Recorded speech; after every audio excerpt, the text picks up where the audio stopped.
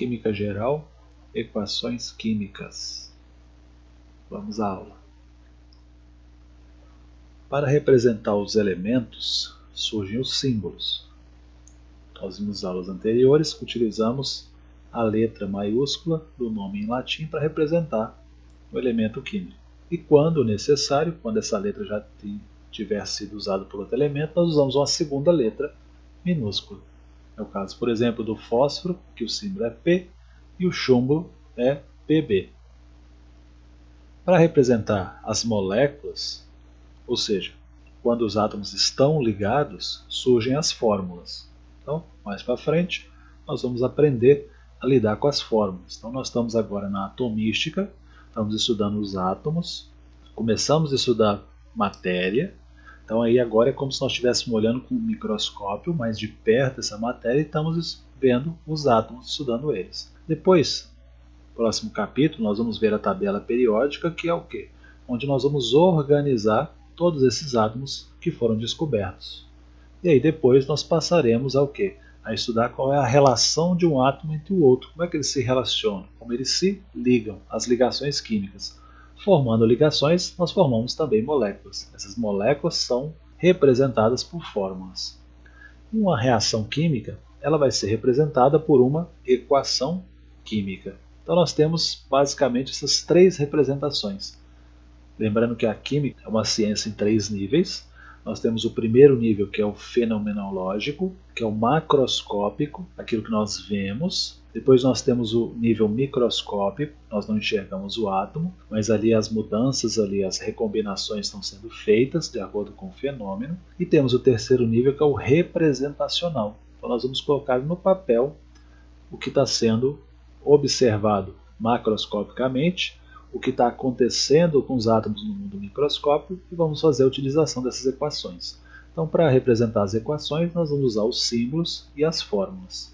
Uma equação química, nós temos três componentes básicos.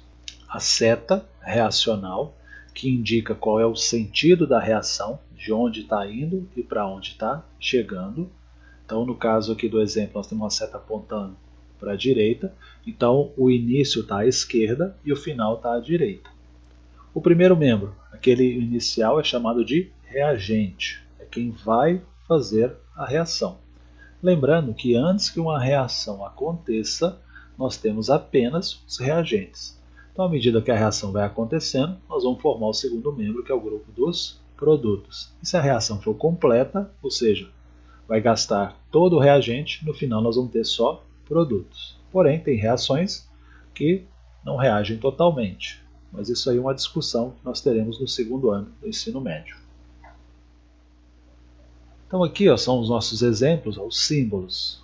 O elemento oxigênio é o O, o hidrogênio o H, o C para o carbono. As fórmulas. As fórmulas já vão me indicar os símbolos e as suas quantidades. Numa molécula de água, eu tenho dois átomos de hidrogênio ligados a um átomo de oxigênio. Então eu tenho os números aqui embaixo, são os índices que indicam quantidades do elemento. Então eu tenho dois hidrogênios para cada um oxigênio numa molécula de água representada por essa fórmula. Aqui, dióxido de carbono, eu tenho um carbono para cada dois oxigênios. Lembrando que a química trabalha com representações. H2O não é molécula de água. É uma representação para uma molécula de água. Então a equação, eu vou descrever com esses símbolos o que está acontecendo no fenômeno. Então quando eu junto água com dióxido de carbono, eu formo o ácido carbônico. Então através dessa equação, eu estou representando uma reação entre água e gás carbônico. Antes da seta, nós temos os reagentes, depois da seta, o produto. Bom, de acordo com os participantes representados nessa equação química, eu posso classificar as reações. São 4 classificações. A primeira é a reação de síntese.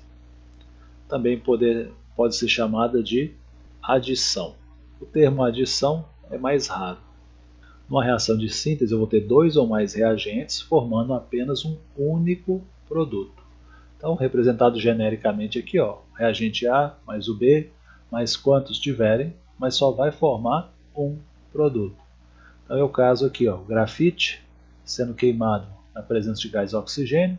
Esse triângulozinho aqui em cima da seta ele indica aquecimento, formando dióxido de carbono. Então eu tenho dois reagentes formando um único produto. Isso é uma reação de síntese, estou sintetizando gás carbônico. Aqui o dióxido de enxofre, que é um gás que está na atmosfera por causa da queima de combustíveis fósseis, diesel por exemplo. Quando ele encontra o vapor de água que está na atmosfera, eles reagem formando ácido sulfúrico. Esse ácido sulfúrico é arrastado pela água e aí nós temos a formação do que nós chamamos de chuva ácida. Então, dois reagentes formando um único produto, reação de síntese. Segundo tipo é a reação de análise ou decomposição. Ela é o inverso da síntese. Agora eu vou ter apenas um reagente se decompondo, transformando em dois ou mais reagentes. O carbonato de cálcio, quando ele é aquecido, ele se decompõe em óxido de cálcio e dióxido de carbono. Então eu tenho um reagente apenas formando dois ou mais produtos. Terceiro tipo é a reação de deslocamento ou simples troca. Então, entre os reagentes, eu vou ter uma parte que vai ser trocada entre eles, vai ser deslocada, vai passar de um reagente para o outro. Então, aqui eu tenho o ácido sulfúrico reagindo com o zinco. Este zinco ele vai deslocar o hidrogênio, vai tomar o seu lugar, vai formar o sulfato de zinco e aqui o gás hidrogênio que vai ser liberado. Então, eu desloquei o hidrogênio do lugar. Então eu tive uma simples troca, troquei um átomo de lugar por outro. A dupla troca, eu vou ter trocas entre os dois componentes. Então inicialmente eu tenho o nitrato de prata e o cloreto de sódio. No final, ó, o cloreto que estava junto com o sódio foi trocado para a prata que estava junto do nitrato. E o nitrato foi trocado para o cloro. E o nitrato foi trocado e agora está ligado ao sódio. Então eu tive uma troca dupla troca entre os reagentes.